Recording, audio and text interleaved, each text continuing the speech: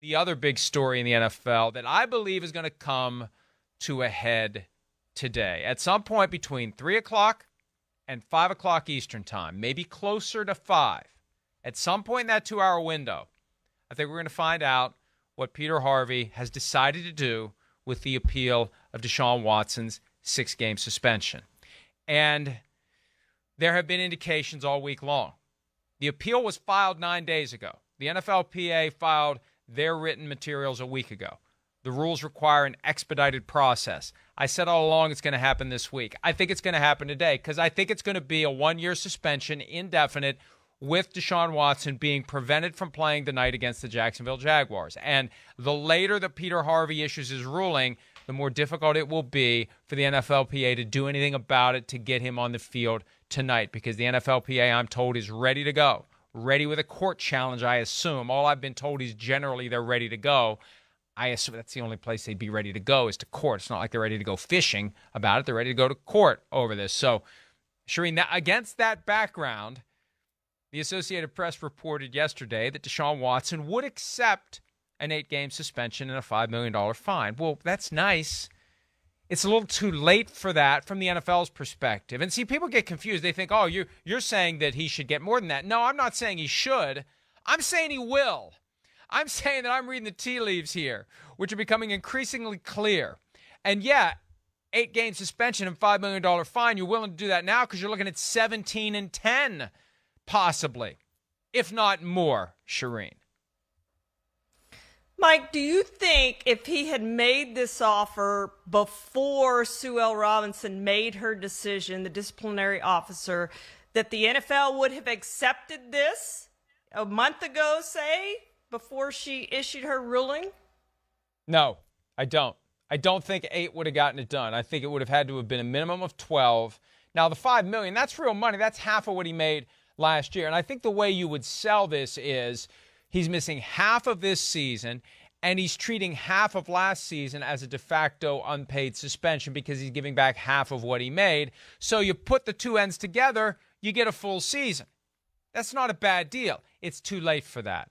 And there was some reporting about maybe Watson in the range of 4 to 6 as a potential settlement, the NFL wanting 12 before Sue Robinson issued her decision. But once she issues her decision, and there's been so much wishful thinking by the NFLPA, so much of an effort from a PR standpoint to speak something into existence that doesn't mesh with the realities of the plain language of the CBA and the personal conduct policy. Once she found that he did it, that he committed 4 instances of nonviolent sexual assault, it's game over at that point. Doesn't matter what she decides by way of length of suspension. Her factual findings are the only things that are binding on the appeal process. Everything else, there's nothing in there. I defy anyone to find anything in the CBA or the personal conduct policy, and I have read both of them cover to cover, fine-tooth comb. There is nothing in there that requires on appeal any degree of deference to be provided to her analysis of how long he should miss. That's completely up to the league at this point. As long as they respect the facts and they embrace the facts, she found exactly what they needed. They can do whatever they want. So at this point, Charean, the NFL has all the power. The NFL had all the power from the moment the decision came out.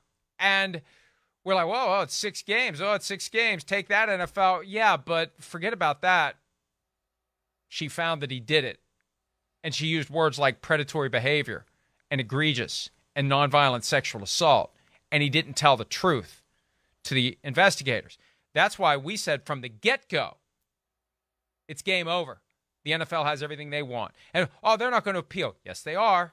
Yes, they are. Well, it's not going to be a real, a rigged system. It's going to be somebody. No, it's going to be rigged. It's not the commissioner, but it's the closest thing to the commissioner. It's the guy who wrote the policy. It's the guy who's helped the NFL interpret and apply the policy. It's as close to rigged as it's going to be. So that's why. That's why they're willing to do 8 games and $5 million now. It's still not enough. And it won't be enough. And they won't accept it because they can impose whatever they want. The only thing they'd be avoiding by accepting it is a potential court challenge. But I think they're at the point where they don't care. They think they're going to win in court, and they probably will. The union, for some reason, thinks their case is stronger than it's been in the past. I think their case is weaker than it's been in the past because they had the chance in 2020 to change fundamentally and dramatically the personal conduct policy as it relates to the appeal process, and they didn't. They gave the NFL this right, and the NFL is merely exercising it, Charean.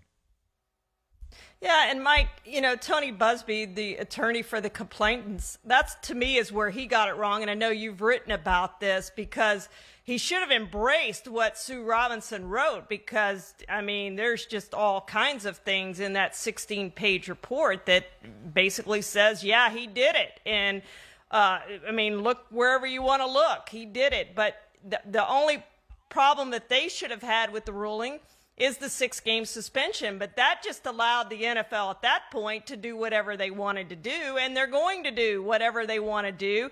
And I've always felt like that Texans game, it's actually week 13 because they have a bye in there, but it's the 12th game.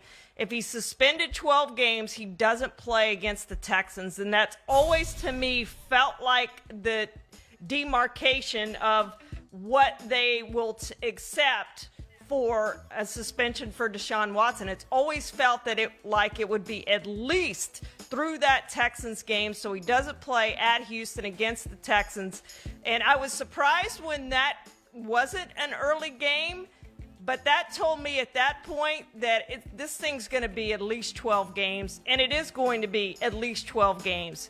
Anything less than that is stunning to me, and I'm with you, Mike. I think it's probably going to be the full season.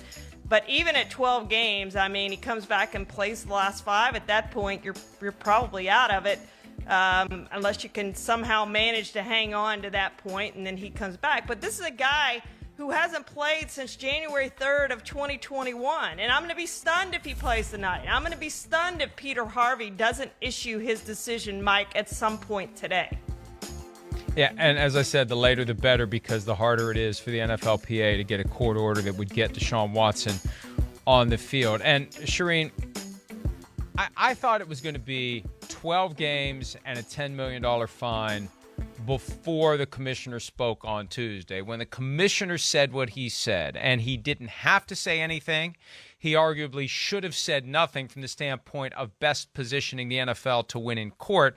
But there's a point where you pick your fight, and we'll worry about court later because we think we've got that under control. For now, this is about projecting strength, projecting discipline, projecting a willingness to be as stringent as need be in order to placate public opinion as to what needs to happen here. And I understand that there's a hell of an argument to be made that the NFL has inconsistent standards between players and owners, and that was part of the hearing before Judge Robinson, and it surely will be part of what happens next if there is some sort of a court fight, and they undoubtedly made that point to Peter Harvey. The league just doesn't care. That's where I set aside how things should be and focus on how things are. Should it be advantageous to Deshaun Watson that Robert Kraft had no discipline whatsoever after being charged with solicitation? Should Deshaun Watson's punishment reflect the fact that Daniel Snyder didn't get nearly as much as he should have by way of punishment for everything that's happened in the Washington organization? Yes. Should the Cowboys have been investigated and disciplined for apparently not reporting the voyeurism scandal from 2015 to the league? And should they be investigated and punished for it now? Probably.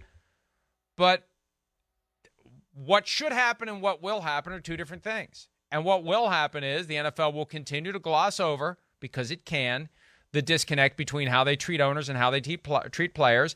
And what will happen to Deshaun today is, I think based on what the commissioner said on Tuesday, he's not playing this year. It's going to be a 1-year immediate suspension, because that's the best way, that's the most effective way to get him off the field tonight. They don't want him out there in an NFL uniform. They don't want him on an NFL field. It is clear and it is obvious. They do not want him around after what Judge Robinson found that he did and after what they know he did. And even though it was only based on 4 cases, everybody else knows that it was 24 cases. Everybody knows of the New York Times report. Everybody who's paying attention knows that it was 66 different massage therapists that he found on social media holding himself out as an NFL quarterback, as a guy who is in a position to get these folks to clamor for the opportunity to provide him massage services because of what it can do for their own practices. They can hold themselves out as having provided massage therapy to Deshaun Watson. That must mean they're pretty damn good if they were someone who provided their services to Deshaun Watson. He used that connection to the league to set the table for these encounters. That is going to kill him. And the fact that he wasn't truthful to the investigators as determined by Judge Robinson, that is going to kill him. You put it together, and that's what makes me think 1 year minimum, and then we'll see how the league feels a year from now.